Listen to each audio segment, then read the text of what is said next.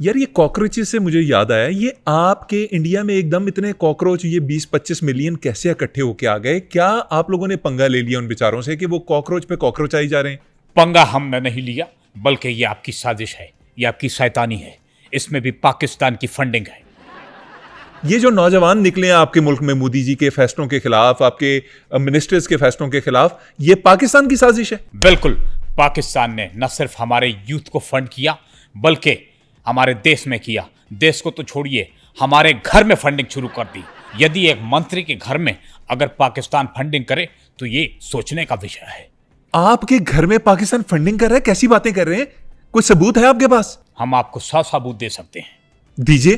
पिछले महीने हमारी तनख्वाह नहीं आई थी।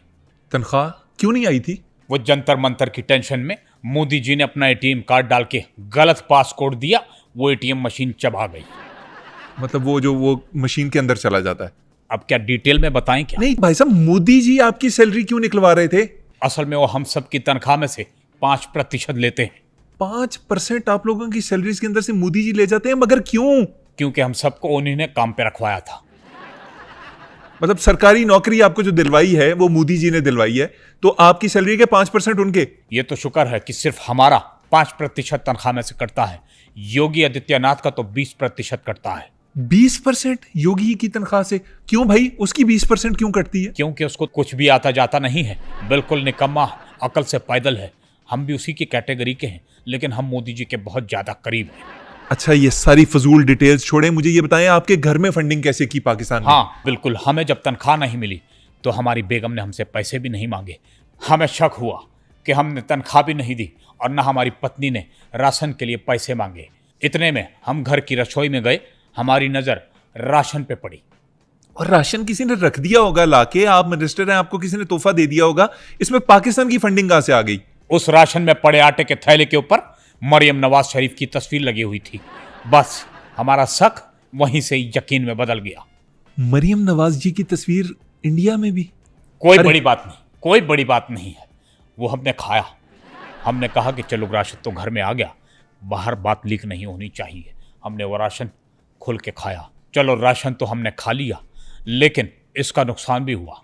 क्या नुकसान हुआ आपको?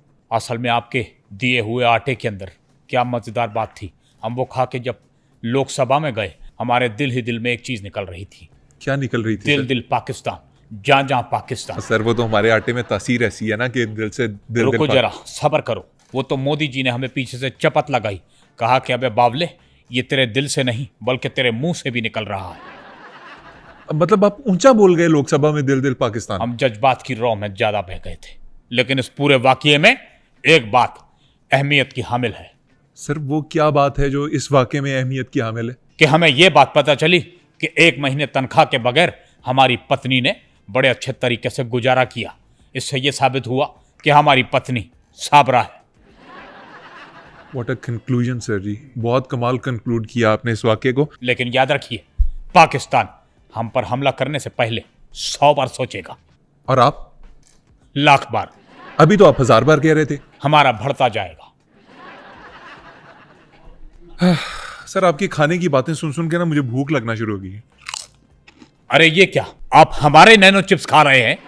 अरे नैनो चिप्स नहीं है, ये नॉर्मल चिप्स हैं। नैनो चिप्स तो वो आपने गए थे कि हम जो इंडिया हैं हम नैनो चिप्स बना रहे हैं और पाकिस्तान टेररिस्ट बना रहा है। कौन से नैनो चिप्स बना रहे हैं? यही तो है वो चिप्स। सर ये नैनो चिप्स नहीं है, ये सिंपल चिप्स हैं। अबे जब नानो बनाती है तो नानो चिप्स ही होता है। मतलब वो नानी जो आपकी मर गई हैं, वो जब चिप्स बनाती थी तो उनको नैनो चिप्स कहते थे? जी हाँ। तो आप ये वाली नैनो चिप्स कह रहे थे इंडिया में बनती हैं और पाकिस्तान? तो और क्या कह रहे हैं? आपको तो पता ही होगा कि हमारा देश कितना आगे जा रहा है। हम तो चांद पे भी जा रहे हैं। अब आप चांद पे किस लिए आप मेरी तरफ देखकर बात कीजिए, मेरी आंखों में आंखें डाल के बात कीजिए।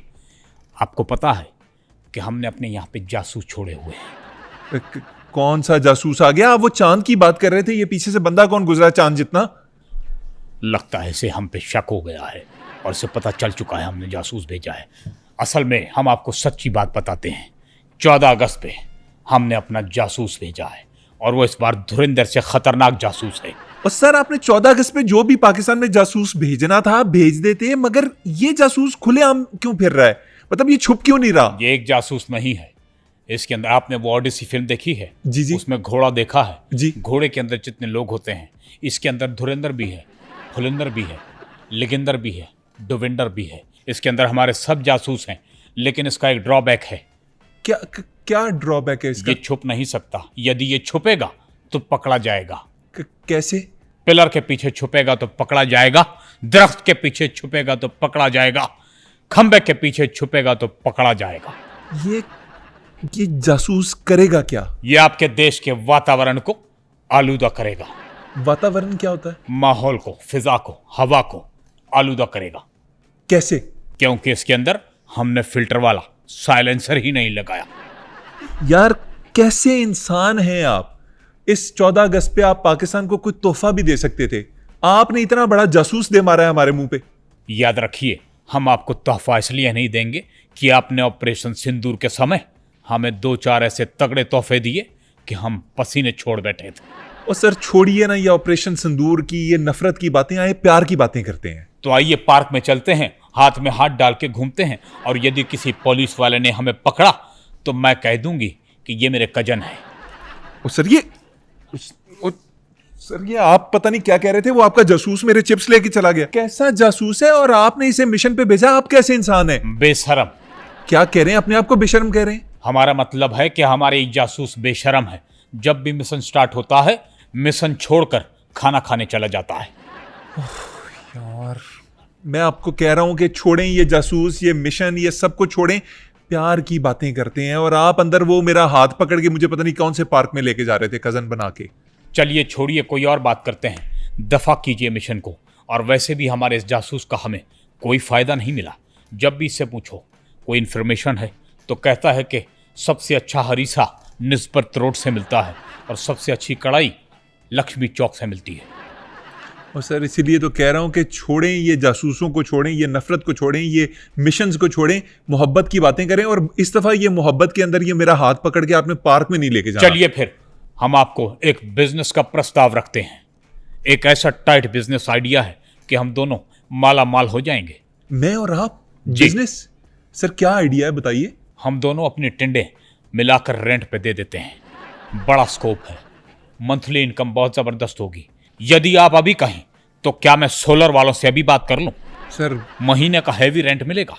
यार क्या अच्छी भली काम की बात करते करते आपने अंदर ये बीच में। अच्छा ये बताइए, क्या तुर्की का वीजा लग सकता है? तुर्की का वीजा? आपका और मेरा खर्चा कितना आएगा? और सर पाकिस्तान से आपका और मेरा वीजा मुझे नहीं पता लगेगा नहीं लगेगा, लेकिन आपने जाना क्यों है? क्यों ना हम दोनों तुर्की जाकर अपने केश लगवा लें। केश क्या मतलब? बाल। और सर मैंने नहीं लगवाने बाल, मैं आपको कह रहा हूं कि दोस्ती की बात करें, काम की बात करें। आप मेरे और अपने ना हेयर ट्रांसप्लांट विजिट तुर्की के प्लान करके बैठे हुए हैं। वाह वाह वाह, यही तो वजह है कि आप चाहते हैं कि दोस्ती हम निभाएं, लेकिन दोस्ती तो आप नहीं निभा रहे।